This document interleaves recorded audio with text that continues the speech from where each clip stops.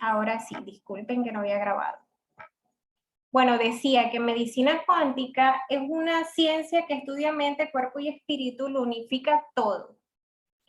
Y vamos a trabajar hoy haciendo un recorrido en el cuerpo humano hasta la mínima partícula que es el átomo, para poder saber cómo manejar el estrés y cómo podemos también activar esas defensas subconscientes o esas técnicas que podemos utilizar para tener nuestro estrés bajo control y nuestro sistema inmune alto.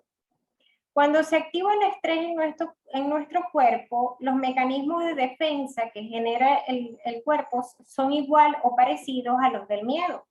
Por ejemplo, si te persigue un tigre, lo primero que hace el cuerpo humano es cerrar las vísceras y todos los lugares donde no necesites sangre en ese momento y te las pasa directamente a los brazos y a las piernas, que es lo que requieres en ese momento para poder correr. Ante el ataque de un tigre, necesitas defenderte o huir. Por esta razón, el cuerpo siempre va a hacer dos cosas. Primero, biológicamente, te coloca la sangre donde la necesitas, que es brazos y piernas, cerrándote las vísceras, y en la parte neurológica activa esta amígdala que tenemos aquí en la imagen, que está en el lóbulo temporal a nivel cerebral, que ella es como un centinela emocional. Ella siempre se va a activar en mecanismos de supervivencia. Estos mecanismos de supervivencia los tenemos desarrollados desde la época de las cavernas. Toda la información que tenemos desde aquel tiempo hasta ahorita se encuentra en la amígdala. Entonces, cada vez que desde la amígdala se active, o desde tu percepción, desde lo que estás viendo en el entorno, se active algún ataque o defensa, la amígdala de inmediato va a tomar como el control de tu cuerpo y va a activar una serie de mecanismos de supervivencia.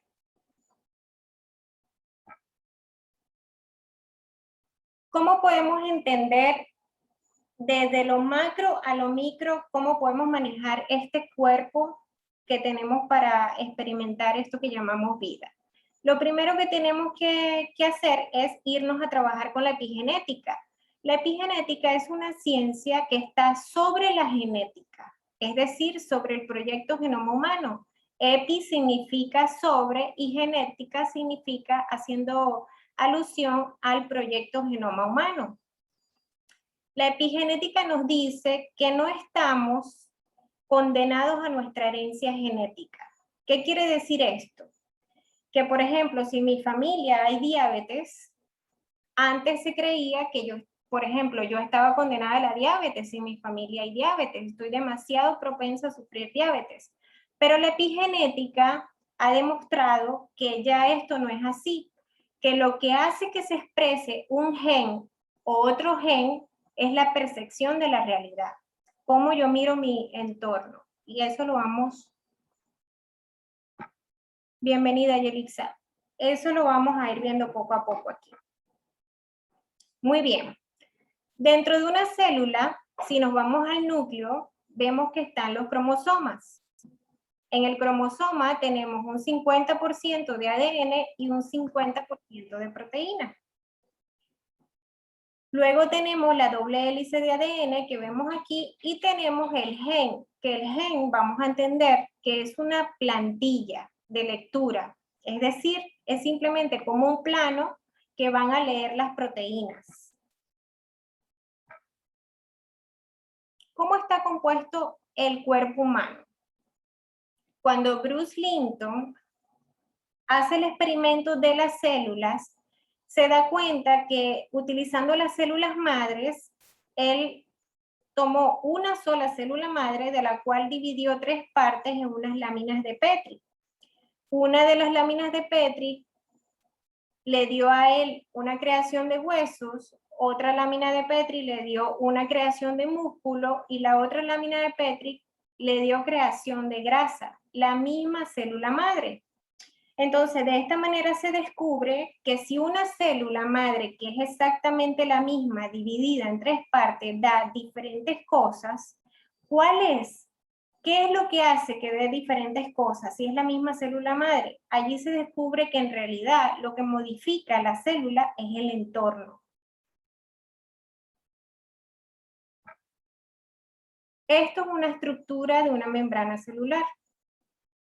Aquí podemos ver el núcleo de la célula. Podemos ver alrededor de la célula que tenemos como un semiconductor cristal líquido, que yo lo llamo plasma líquido hiperconductivo. Lo vamos a ver más adelante porque es tan importante este plasma que tenemos aquí. Esta foto es una de las últimas que han salido prácticamente reales, así tal cual. Ahora, ¿cuáles son esas señales que modifican mi biología? Que hace que mi biología cambie. Los pensamientos, todas mis creencias, todos mis valores, mis verdades, mis principios, mi percepción de la realidad. También el estrés químico, que vienen siendo todos los químicos que le metemos al cuerpo, es decir, tanto medicamentos como todo lo que esté creado en un laboratorio. Y los traumas del estrés físico, por ejemplo, accidentes ya a nivel físico. Este tipo de señales que están en el medio ambiente son las que captan nuestras células y trabajan a través de esas señales cambiando nuestra biología. Ahora, cuando la señal entra al núcleo de una célula, pueden afectar dos cosas. Al ADN, ya sea a través de los grupos de metilo, que los grupos de metilo lo que hacen es tomar una región del genoma e inhibir el gen. Cuando nosotros nacemos, por ejemplo, con 50% de mamá y 50% de papá, es decir, 50% de la genética de mamá, 50% de la genética de papá. Los mecanismos epigenéticos, que son los grupos de metilo, silencian uno de los dos genes para que el gen se pueda expresar como niño o como niña. Aquí tenemos que entender al gen como al interruptor, como la percepción de nuestra realidad, aquella conciencia que está sobre las sensaciones físicas. Si vemos este video, vemos que aquí el interruptor abre unos canales que hacen que las señales entren y salgan. Se abre y se cierra. Es como un apagar y encender, como un switch.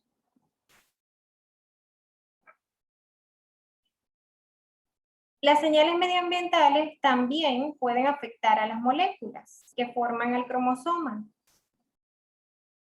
Esas proteínas que forman el cuerpo humano, que tienen cargas electromagnéticas sobre sus filamentos, que responden a las señales medioambientales, ¿sí? Estas señales hacen que las proteínas cambien de forma. ¿Pero de qué está hecha una proteína? La proteína está hecha de un átomo. Y dentro del átomo hay electrones, protones y neutrones. Dentro de esos electrones, protones y neutrones, estudiaron más allá y se dieron cuenta de que dentro de ellos hay un tornado de energía. Albert Fries estudió los biofotones. Él llamó a ese tornado de energía biofotones, diciendo por primera vez que nuestro cuerpo es luz. Somos un cuerpo de luz porque dentro de las partículas más pequeñitas del átomo hay tornados de energía. Ahora, ¿cómo es posible que seamos energía si la energía no se ve? Se supone que la energía no se ve. Entonces, ¿cómo somos energía? Bueno, resulta que por refracción de la luz, si colocamos, por ejemplo, el sol y el sol lanza un rayo y choca con este campo cuántico con el que todos estamos interconectados, lo que vemos es que la luz se refracta. Es como similar al proceso de la aurora boreal, que la luz entra y choca con el campo cuántico y crea diferentes colores parecidos a los del arco iris. De esta manera, cuando la luz refracta y choca con el campo cuántico, esta luz entra de arriba para abajo y a medida que va bajando, se va haciendo más densa y de esta forma va creando lo que llamaríamos como un holograma materia.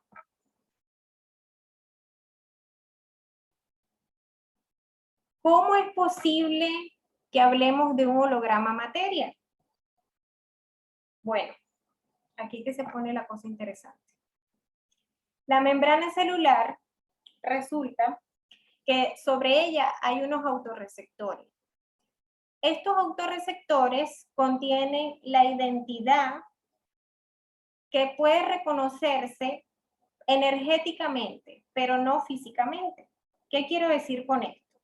Que los autorreceptores, que son como unas antenitas que tenemos sobre la membrana celular, te reconocen como el ser, como un campo de energía. Por ejemplo, si tenemos a dos personas, a Pedro y a Lisa, supongamos que Pedro toma una de las células de Lisa y le quita los autorreceptores que tiene arriba, es decir, estas antenitas que vemos aquí.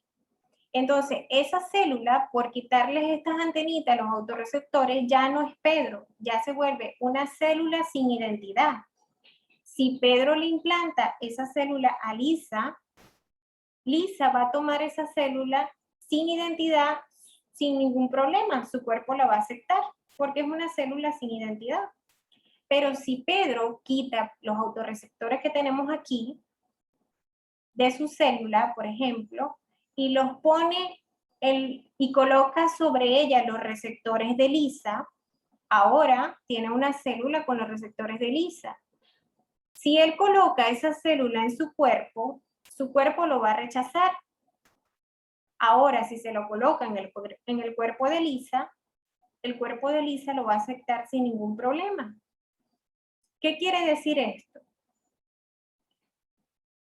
Que los autorreceptores que tenemos sobre la membrana celular te identifican a ti como un campo de energía. Y precisamente esto es lo que estudian los médicos antes de hacer un trasplante. ¿Cuáles son los autorreceptores de los donantes que se parezcan al paciente para que pueda el sistema inmune aceptar esa célula?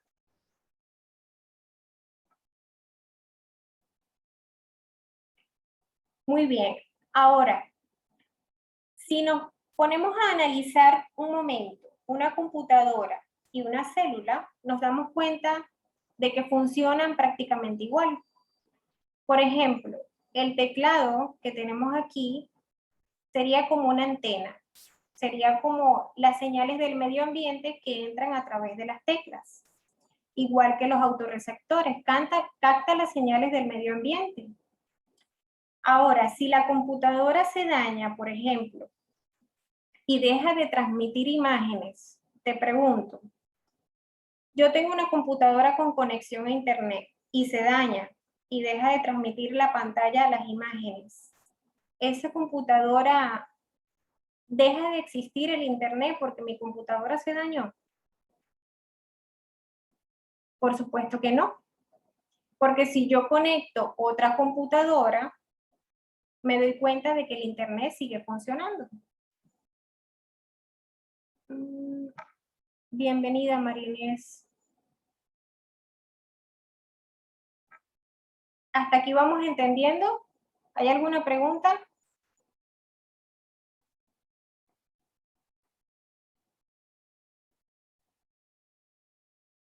Cindy, ¿se me escucha bien?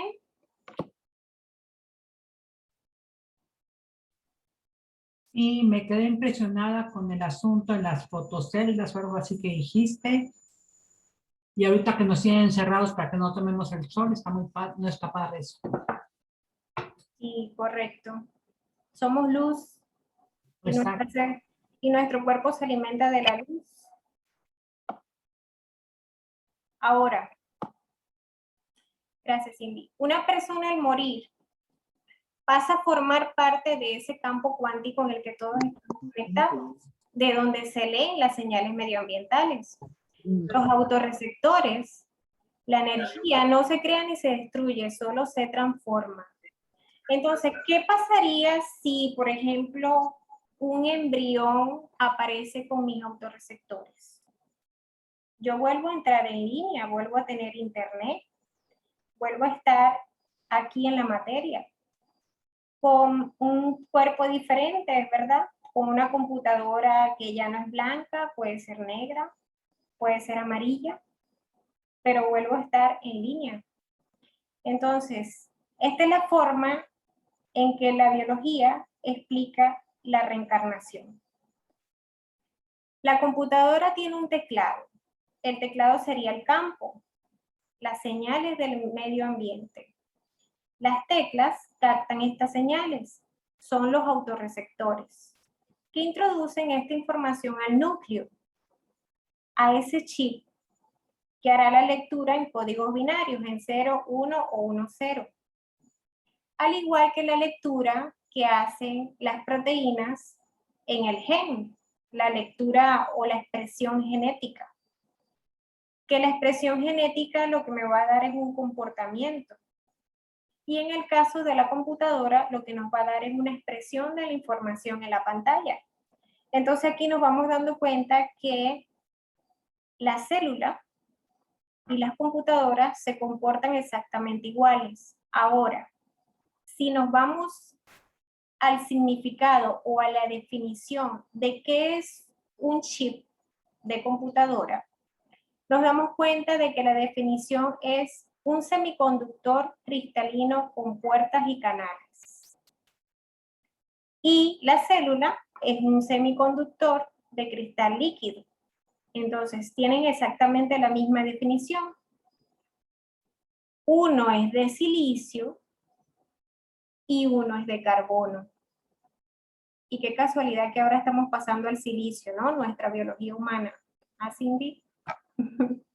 Muy bien, ahora, el campo cuántico. ¿Qué es ese campo cuántico del que tenemos ya rato hablando? ¿Qué significa? Las fuerzas móviles invisibles que influyen en el mundo físico. Según la física cuántica, esa es la definición del campo cuántico, pero también es la misma definición que la espiritualidad. Entonces, ¿qué quiere decir esto? Todo lo que hemos hablado hasta ahora. Que no estamos aquí y estamos hablando de ya experimentos científicos comprobados. Todo lo que estamos hablando aquí ya está comprobado por la ciencia. Incluso esta imagen que tenemos en la pantalla es de una revista que se llama Nature, que es una de las revistas más famosas a nivel mundial. Para que una publicación salga en esta revista, tiene que ser revisada a pares. ¿Qué quiere decir esto? Que se le entrega como a 12 colegas el experimento o lo que se va a publicar para que sea verificado 10 veces, eso es en cuestión de años, para que pueda salir una publicación en esta revista. Y esta revista publicó esto que vemos aquí. Pamela, bienvenida.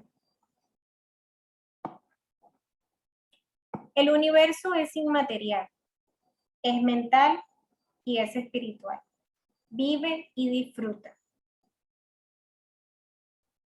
Entonces, ¿qué quiere decir lo que llevamos hasta ahora? Que no estamos aquí, estamos siendo transmitidos desde una fuente en el campo, es decir, somos un holograma materia que funciona, como vimos allí, con células que tienen antenitas, que lo que hacen es captar las señales del medio ambiente, que podemos resumir que son las señales del medio ambiente, se dividen en pensamientos, que son nuestras creencias, nuestros valores, nuestras verdades, nuestros principios, nuestra percepción de la realidad. Esto, al entrar al núcleo de la célula, incluso las toxinas, el estrés químico y los traumas físicos, al entrar al núcleo de la célula, hacen una expresión genética, una lectura de un gen que puede dar un comportamiento, ya sea de enfermedad o no, dependiendo de cómo esté nuestra conciencia. El 90% de las enfermedades son por estrés.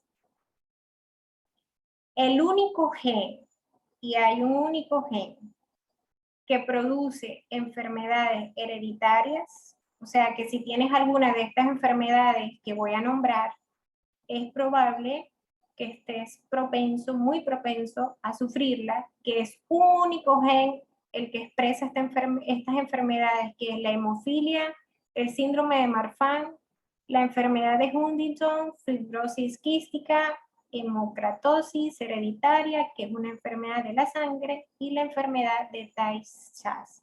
El resto de las enfermedades son causadas por múltiples genes que son expresados por señales medioambientales, es decir, que esa expresión se puede cambiar. Podemos regenerar o volver a activar ese gen. ¿Puede haber proteínas defectuosas? Sí, el 10% de las enfermedades están relacionadas a proteínas defectuosas y son con estas enfermedades que acabo de nombrar. Es decir, que el cuerpo humano se puede regenerar. Ahora, vamos al ADN. El ADN, ya sabíamos antes cuando estudiábamos biología, que el ADN tiene una codificación en letra, que es la adenina, guanina, citosina y adenina. Pero ahora descubrieron que el ADN también tiene una codificación numérica. Y en esa codificación numérica se encuentra programado el ego distorsionado. A ver, ¿quién sabe qué es un ego aquí? ¿O cuál es la definición o la información que tienen de qué es un ego? Para poder explicar qué es un ego distorsionado.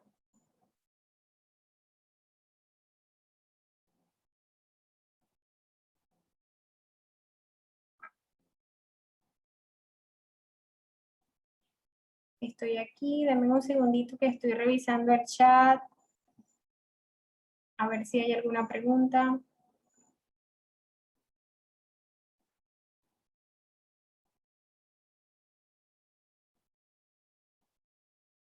Muy bien. El ego distorsionado es ese ego que nosotros pensamos que es malo, pero que en realidad está allí para ayudarnos a evolucionar.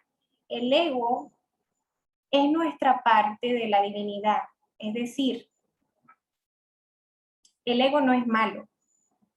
El ego lo que hace es distorsionarse, pero cuando aprendemos a trabajar con él y lo colocamos en su coherencia del ser, es una de las cosas que más nos impulsa, se vuelve como nuestro mejor amigo, ¿vale?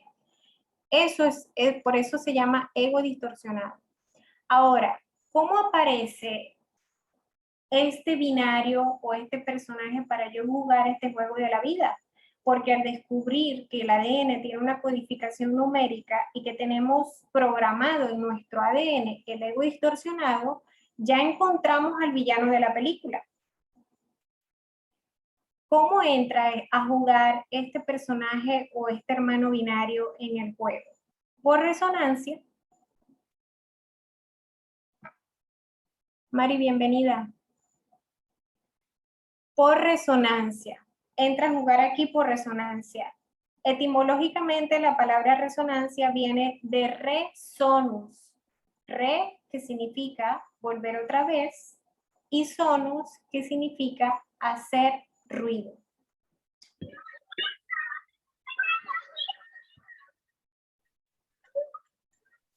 Muy bien.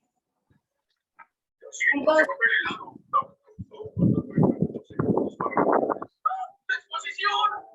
hay que silenciar un micrófono, denme un segundito. Listo. Esa resonancia puede ser en armonía o en desarmonía, es decir, positiva o negativa. Al igual que las cargas de un átomo. El átomo tiene cargas positivas y cargas negativas que no están equilibradas. Del lado izquierdo está el positivo, en el medio el neutro y del lado derecho el negativo.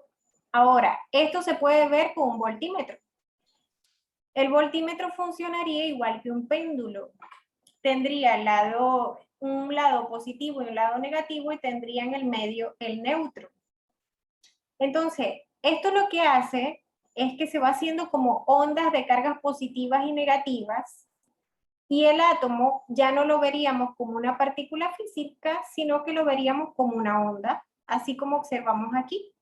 Del lado izquierdo está el negativo, del lado derecho está el positivo y tenemos estas ondas que serían la frecuencia de vibración, que si es más aguda o mientras más alta o más aguda es la onda, más alta es la vibración, es decir, que se repite en menor tiempo la onda. Ahora, mientras más baja es la vibración, más lenta es la onda y se repite en un tiempo más largo. Es así como vibramos. Nosotros tenemos una frecuencia de vibración porque somos átomos, es decir, somos energía y somos información. Y todas las personas que se acerquen a nosotros se van a acercar es por resonancia. Tienen tu misma información, tu misma resonancia. Es decir, la información con la que te conectes puede estar en positivo o en negativo, pero es la misma información porque estamos resonando. Ustedes están, por ejemplo, en esta charla hoy porque están resonando con esta información. Yo cuando lancé el flyer, por decir, al campo cuántico, o el folleto, o el post, o la publicidad, como lo queramos llamar, al campo cuántico, y en el momento en que vistes este post o este folleto, conectaste con la información por resonancia. Ahora,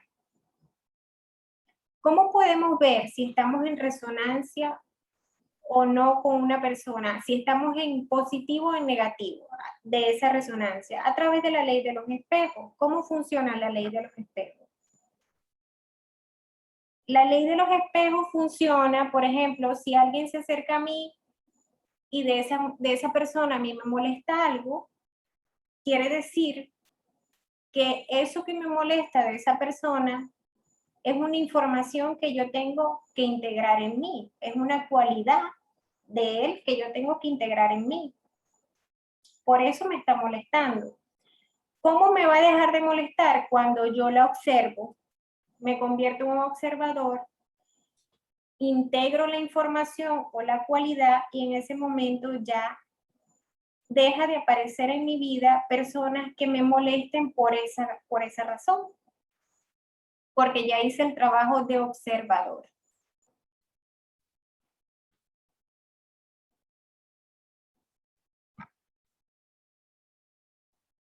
Muy bien. Ok, a ver. ¿Cómo la física cuántica te habla de esta ley de los espejos? ¿Cómo demuestra esta conexión con todo? ¿Cómo la física cuántica dice que todo está conectado y que todos somos uno? ¿De dónde viene eso que tanto hemos escuchado de que todos somos uno y de que todos estamos conectados? Bueno, resulta que la ciencia, cuando estudió el Big Bang, las últimas investigaciones que han hecho, es que cuando hubo el Big Bang, toda la materia que había en el universo se unió y formó el tamaño de un guisante. Para ese momento de la explosión, todo el universo, materia, era del tamaño de un guisante. Empezó a hacer demasiado calor dentro de ese guisante y explotó. Desde ese momento, el universo ha empezado a expandirse y es hasta lo que conocemos hoy. Cuando se vuelva a unir, porque la ciencia dice que va a llegar un momento en que va a volver otra vez a unirse, ya obviamente no va a ser un guisante. Ya el universo ha estado expandiéndose y continúa hoy en día expandiéndose. Los dos experimentos que hicieron como más boom, por decirlo así, cuando la física cuántica aparece en 1925, Fueron dos. Fue el experimento de las partículas entrelazadas y el efecto observador. Ahora, ¿qué quieren decir estos experimentos? Vamos a verlo aquí mismo. Cindy, ¿me puedes hacer un feedback, porfa, si se ve este video? Gracias. Perfectamente, perfectamente. Gracias.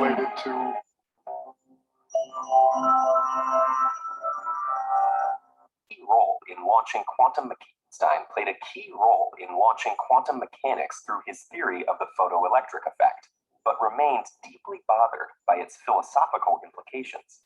And though most of us still remember him for deriving E equals mc squared, his last great contribution to physics was actually a 1935 paper co-authored with his young colleagues Boris Podolsky and Nathan Rosen.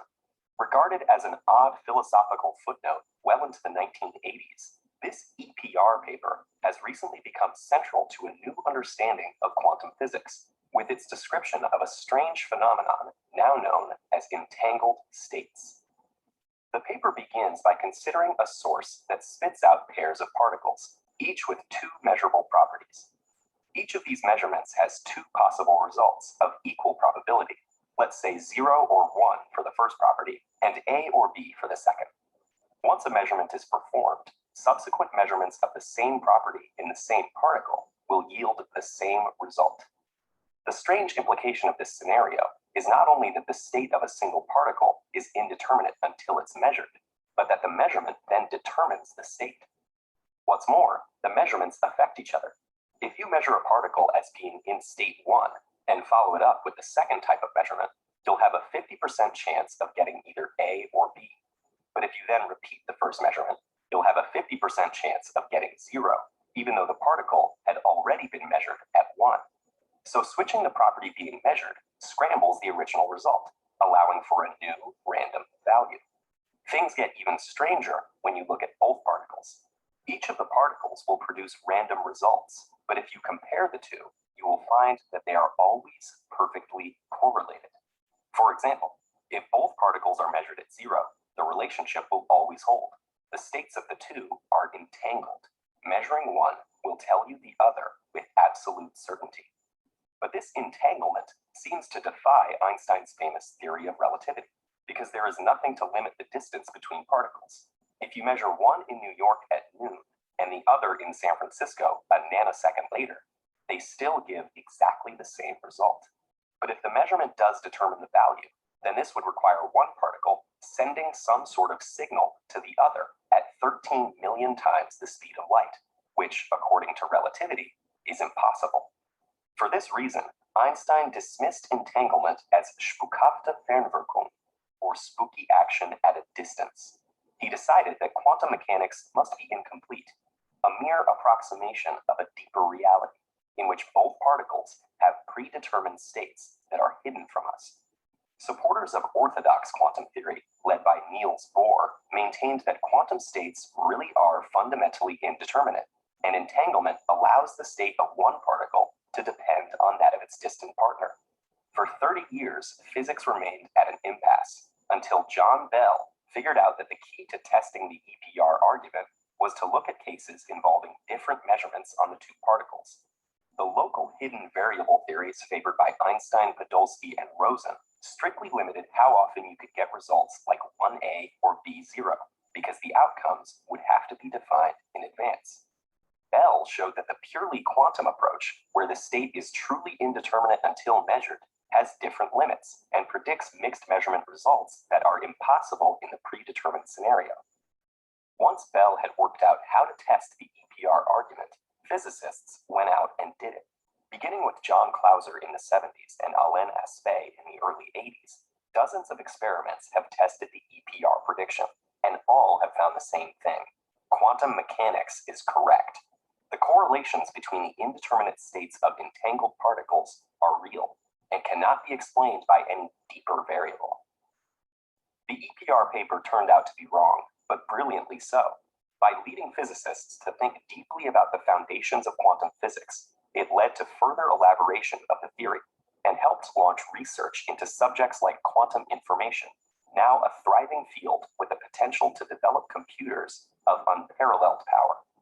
Unfortunately, the randomness of the measured results prevents science fiction scenarios like using entangled particles to send messages faster than light. So relativity is safe, for now. But the quantum universe is far stranger than Einstein wanted to believe.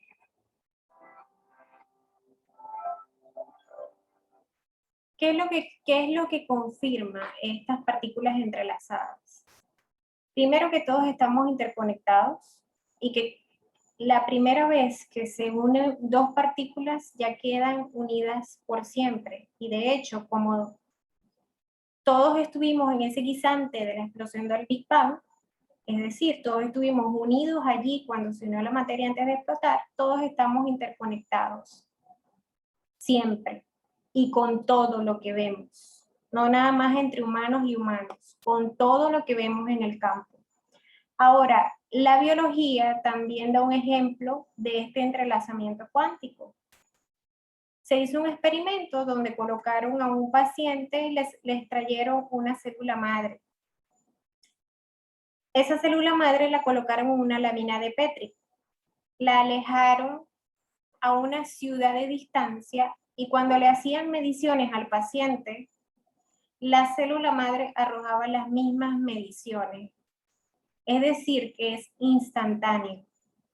Eso es igual que, por ejemplo, cuando una mujer da luz y tiene un hijo, ya por ese bebé haber estado allí dentro de ese vientre y haber dejado sus células madres allí, la conexión siempre va a estar, o sea, la mamá en ese caso va a ser como esa célula que está en la lámina de Petri y por lo tanto siempre va a presentir o a sentir lo que le suceda a su hijo, así sea que su hijo esté al otro lado del mundo. Precisamente por esto de las partículas cuánticas entrelazadas. Ahora, ¿cómo funciona el efecto observador? Para no ver el video, yo lo voy a explicar. El efecto observador funciona, imagínense que estamos viendo una película. La película es un holograma, es una proyección. Tenemos un proyector que no está dentro de la sala, está en otro lugar, pero el proyector está, que es el que está transmitiendo la película. El efecto observador lo que quiere decir es que cuando eres el observador, es decir, cuando eres el proyector, puedes entender perfectamente lo que estás transmitiendo, la película que estás transmitiendo. Pero cuando agarras el papel de proyectado, ya estás dentro de la película, no entiendes absolutamente nada de lo que está pasando. Entonces llamas a tu vida o a las cosas que te pasan en tu vida destino. Precisamente porque no estás en el papel o en la posición del proyector o del observador. Que ahí todo cambia. Ahora, ¿cómo afecta aquello de lo que estamos hechos, ya sea polvo de estrellas o energía, de lo que está hecho todo el universo? ¿Cómo afecta esto a aquello de lo que está hecho el mundo? Eso también lo investigaron cuando Albert Fries descubrió los biofotones. Uno de los experimentos que hizo fue que sacó el aire de un recipiente y observó los fotones dentro del recipiente. Él se dio cuenta que los fotones se comportaban al azar. Igual que las partículas subatómicas de un átomo, que no están equilibradas, sino que están como siempre, como un vaivén. Ahora, cuando él introdujo a ese recipiente ADN humano, los fotones automáticamente se ordenaron, tomando la geometría del ADN humano. ¿Qué quiere decir este experimento? Que el ADN humano influye en la materia a través de los fotones comunicándose por medio del campo cuántico. Y otro experimento que también habla, este sí que apoya la ley de atracción, por decirlo así, es que él colocó un recipiente ADN humano, pero esta vez, para evitar interferencia externa, metió ese recipiente dentro de otro recipiente y lo que hizo fue colocar el contenido a exposición del campo magnético de un corazón humano. Cuando el corazón humano expresaba emociones negativas, se enroscaba. Vimos en las láminas anteriores o en las diapositivas que estaban al principio cómo es un ADN. Vimos que tenía hélices que ellas como que se estiraban o se enroscaban. Cuando las emociones son negativas, esto se enrosca y va acortando la vida. Ahora, cuando las emociones son positivas, más bien se relajan, alargando la vida. ¿Esto qué quiere decir? Que la emoción humana transforma la materia a través del ADN. Ahí está la clave de la ley de atracción o del secreto. Ahora, ¿cómo explicamos la enfermedad? Después de haber visto la parte científica y las comprobaciones actualizadas, es decir, lo que tenemos en conocimiento hasta hoy, que ha publicado la ciencia, todos los cambios, estos nuevos paradigmas. La enfermedad, si la estudiamos desde el origen, como siempre lo hacemos etimológicamente, es la fuerte negación a separarse para observar y estudiar sus cualidades. Cuando yo estoy repitiendo un patrón o estoy en un evento discordante y me niego a separarme para ser el observador y estudiar cuál es la energía o la información que me trae como aprendizaje, yo enfermo. Debo de decir que la enfermedad no es un error y que no solo involucra a la persona que está procesando esa enfermedad, sino que también involucra a su familia, a su entorno, al medio de cultivo. Recuerden, las células forman músculo, forman grasa o forman huesos dependiendo del medio de cultivo donde estén. Así que la enfermedad va a involucrar al entorno. Visto desde otro punto de vista, la enfermedad es una distorsión energética, un cambio de frecuencia de nuestra energía origen. Nuestra energía origen es la paz, la armonía, el amor y la plenitud. Estas son las energías que reconocen nuestros genes. Cuando sostenemos una energía en desarmonía demasiado tiempo, por ejemplo, la ira, la tristeza, la ansiedad, que es lo que está pasando ahorita como un estrés psíquico, que nosotros tenemos, por ejemplo, supongamos, el estrés de pagar el alquiler de la casa, de pagar las hipotecas de la casa o pagar el carro o todas las preocupaciones que invaden al ser humano en el día a día son un estrés psíquico. Lo que hace es que se active la amígdala y coloque al cuerpo humano en un estado de supervivencia constante y como nuestra biología no está diseñada para estar en un estrés o un estado de supervivencia constante, tiene que gestionar una enfermedad. Porque antes en la época de las cavernas está bien, estábamos en ataque y defensa porque nos estaba persiguiendo un tigre, pero ya nos salvábamos del tigre y el cuerpo humano volvía al estado normal, se reequilibraba. Pero en estos momentos nos sigue persiguiendo el tigre actualmente y estamos siempre como en ese estado de supervivencia. Esto es lo que genera la enfermedad.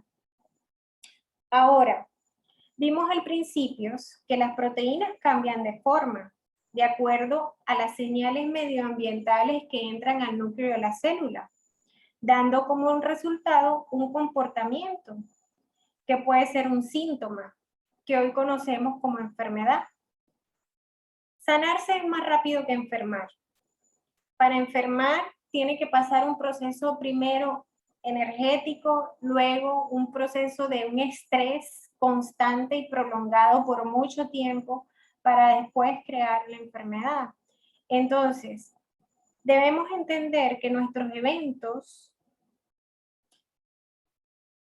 son nuestros eventos y las relaciones humanas, cómo nosotros vemos el entorno, cuál es la percepción de nuestra realidad, es la que crea la enfermedad. Es como un pez que está en el río. Imagínense un pez que está en un río. El agua de repente se estanca y se ensucia a tal punto que el pez se convierte en un cocodrilo para poder adaptarse al entorno, para poder sobrevivir. Porque la vida siempre va a buscar sobrevivir. Las células hacen lo mismo, se adaptan al entorno y se vuelven adictas al dolor, al miedo, causando enfermedades. ¿Cuál es el entorno donde están nuestras células? Nuestras aguas, nuestra sangre.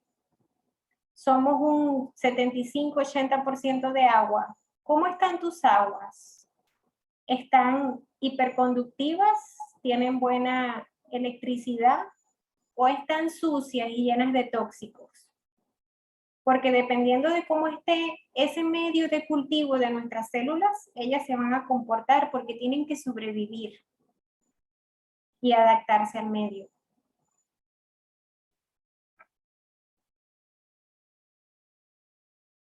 ¿Preguntas hasta ahora? ¿O todo se va entendiendo muy bien? Porque si no hay preguntas, supongo que todo se entiende perfectamente. Yo estoy apantallada con todo lo que sabes decir. Estoy fascinada. Qué bueno que lo vas a grabar porque hay que oírlo muchas veces, digo yo. Sí, hay que verlo varias veces, por eso lo estoy grabando. Ahora, generalmente, gracias Cindy, generalmente como ya vimos estas energías desarmónicas vienen originadas por relaciones desarmónicas. Etimológicamente, volviendo a estudiar las cosas siempre desde el origen, la palabra relación es la acción y efecto de llevar algo otra vez. Ese algo es conocimiento, una comunicación oculta, un intercambio frecuencial donde los que se relacionan son los genes a través de las frecuencias de vibración de esa energía que no vemos, pero que está allí. La relación humana, por lo tanto, significa que vamos a repetir eventos para poder comprender su significado y obtener su sabiduría. Etimológicamente, la palabra comunicación significa transmitir ideas y pensamientos con el objetivo de ponerlos en común con el otro. Esto supone la utilización de un código de comunicación compartido que se genera en el gen. La coherencia y el honrar la comunicación. ¿Cómo es tu comunicación con el otro? ¿Armonizas a la persona con la que hablas? ¿Cómo son tus palabras? ¿Hablas en positivo? ¿Hablas en negativo? ¿Tienes una palabra que da vida o una palabra que da muerte? Recordemos que el universo etimológicamente es un solo verso. Y como ya vimos que somos fractales de Dios, el verbo se hizo carne, Dios dijo, hágase la luz y la luz se hizo. Es decir, lo que hablamos lo vivimos. ¿Cómo es tu comunicación? ¿Cómo es tu palabra cuando hablas? También el pensar que creamos nuestros pensamientos nos distorsiona. Nosotros no creamos nuestros pensamientos. Ya vimos al principio de esta charla que somos como antenitas. Y dentro de nuestro cerebro tenemos un cuarzo, que es la glándula pineal. Ya la ciencia también confirmó que es un cuarzo. Si mal no recuerdo, dijo que era de calcita el cuarzo que tenemos allí. Entonces, recibimos información dependiendo de nuestro nivel de conciencia. Ejemplo, un televisor, digamos que es El nivel de conciencia de un televisor es la señal. Si su señal es buena, la transmisión será buena. Si no, la transmisión se verá con rayas o con la pantalla distorsionada, como vemos en esta imagen. Al ser humano le sucede lo mismo. A medida que vayamos ampliando el nivel de conciencia, la comunicación con la fuente, con esa energía que se encuentra en el campo cuántico, va a ser más nítida cada vez. Pero para que esto sea así, hay que cambiar la percepción de la realidad. Hay que reprogramar nuestros programas subconscientes. Hay que limpiar nuestras aguas para hacernos más conductivos y recibir más luz o información de forma fluida y nítida. Entonces, no creamos nuestros pensamientos. Lo que hacemos es captar información del campo cuántico, lo que hace que captes esa información de una manera nítida o distorsionada es tu conciencia.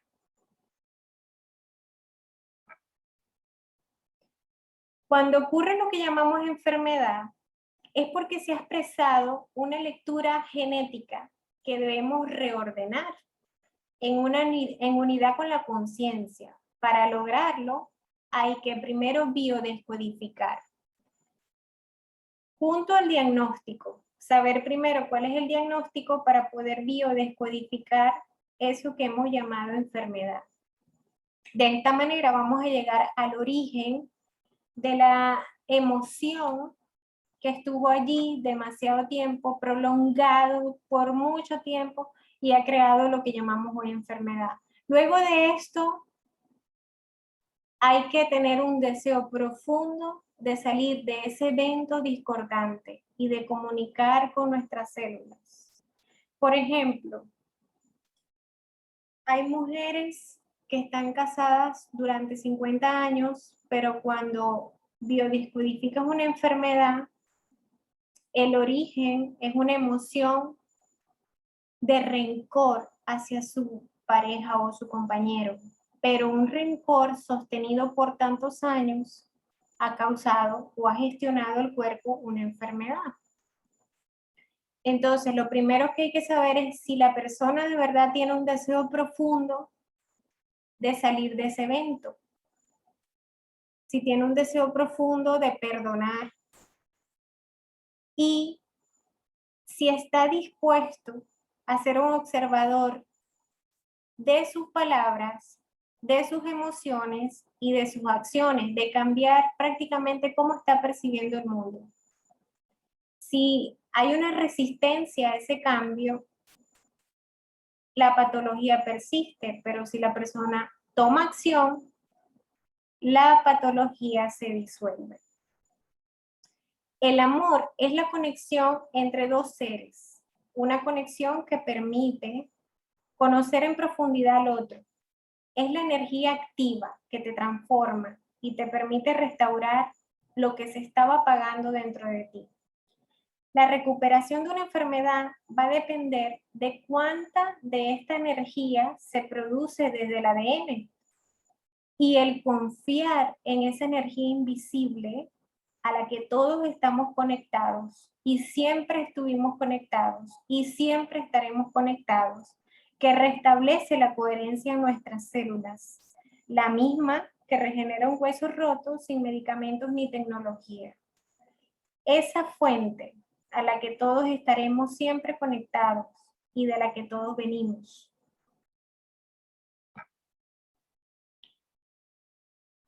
Hay una técnica de respiración. Esta técnica es de Tai Chi.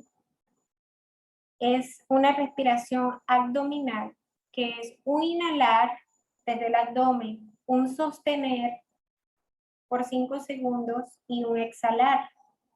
Visualizando cómo cuando inhalas absorbes la energía del sol, cuando retienes te llenas de su luz y cuando exhalas entregas esa energía de vida a todo lo que te rodea. Esta respiración consciente debe ser la que uses siempre, porque cuando respiras con ansiedad y exhalas ansiedad, vas a recibir ansiedad. Vendrá alguien a ti con una situación que te entregue ansiedad, porque la vida es un flujo y reflujo, un dar y un recibir. Se hace primordial el aprender a respirar de forma correcta. La otra técnica, que es de neurociencias y ya está comprobado científicamente, esta técnica surgió cuando las Torres Gemelas cayeron, porque en ese momento esa información llegó a millones de corazones, generando un pico en la resonancia Schumann, en el campo magnético terrestre. Entonces allí la ciencia se dio cuenta de que las emociones del corazón, el campo magnético del corazón afectaba el campo magnético de la Tierra. Entonces, para poder ellos confirmar lo que vieron ese día, hicieron un experimento después. Utilizaron a 11,000 personas alrededor del mundo y les pidieron que enfocaran y enviaran desde su corazón sentimientos de amor a una zona del planeta que estaba en conflicto, que estaba en guerra. Lo hicieron durante 3 meses. Y los resultados fueron que cuando terminaron ese proceso, lograron la paz en ese sitio del planeta donde había guerra. De esta manera la ciencia descubrió que el corazón humano y las emociones positivas del corazón humano son capaces de cambiar el campo magnético de la Tierra. El 65% del tejido cardíaco son neuronas. Esto quiere decir que el corazón es un cerebro. La conexión entonces entre los dos cerebros, que es el corazón y el cerebro que ya conocemos, se da a través de varias líneas. Una de estas es el nervio vago. El corazón envía incluso más información al cerebro que la que recibe del mismo, porque es el corazón el que tiene la capacidad de intuición, de saber, leyendo en el campo cuántico lo que va a pasar antes de que suceda. Entonces le envía más información al cerebro de la que el cerebro envía al corazón. Secreta las mismas hormonas que el cerebro, pero en mayor cantidad.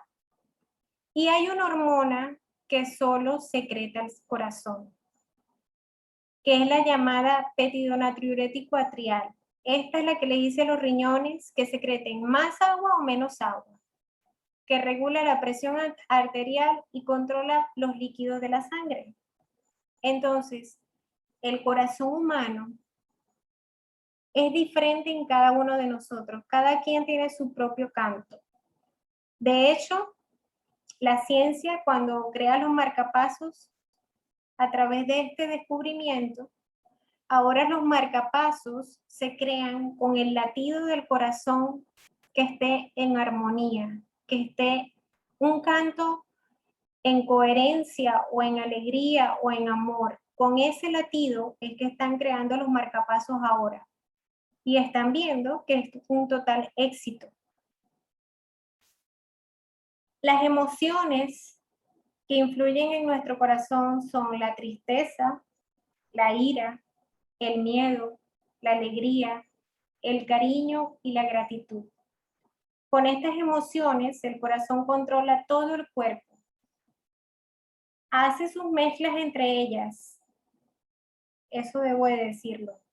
Pero sí que sabiendo esto, podemos utilizar esta técnica unida a la respiración para conectar cerebro-corazón.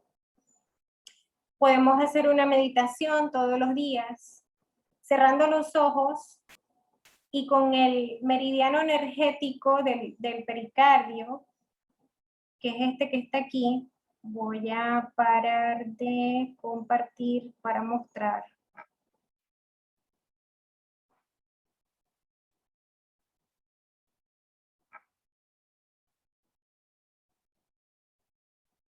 ¿Sí se ve mi cámara?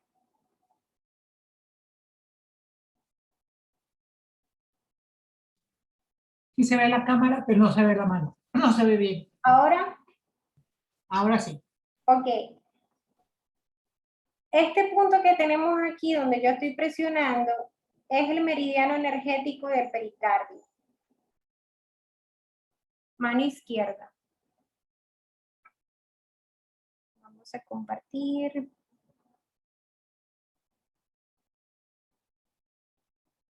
¿Sí se ve la pantalla? Sí. Ok, gracias Cindy. Entonces la meditación sería apretando ese meridiano energético del pericardio, lo presionamos y lo llevamos al corazón. Llevamos esta mano al corazón y respirando desde la respiración abdominal que vimos anteriormente, inhalamos, sostenemos 5 segundos y exhalamos. Respiramos con alegría. Sonreímos porque al sonreír liberamos hormonas de la felicidad y agradecemos 3 veces porque estamos en una tercera dimensión donde tenemos cuerpo, alma y espíritu. Entonces tenemos que agradecer siempre 3 veces. Respira con gratitud de ser y de estar. Y si quieres, en esos momentos también agradece por algo que quieras tener en tu vida, que quieras que se manifieste. La gratitud y la coherencia cardíaca, la coherencia cerebro-corazón, al tenernos conectados con esta respiración y este meridiano energético presionado, va a hacer que esa emoción que estás transmitiendo al campo cuántico en ese momento baje la materia, es decir, por magnetismo, jales esa visualización, esa imaginación de gratitud que estás tomando en esos momentos. Entonces, todos somos uno, somos fractales de la fuente. Si desde pequeños mantenemos vivos el recuerdo de cómo es vivir desde el corazón, por siempre mantendríamos los lazos con nuestra madre tierra y todos los seres sabríamos que todo en este planeta está vivo y unido por delicados hilos. Entonces gestionaríamos mejor nuestras emociones, veríamos de manera diferente el mundo que nos rodea y sin lugar a dudas tendríamos el cielo en la tierra. Bueno, hasta aquí hemos llegado por hoy. Ahora voy a dejar de grabar.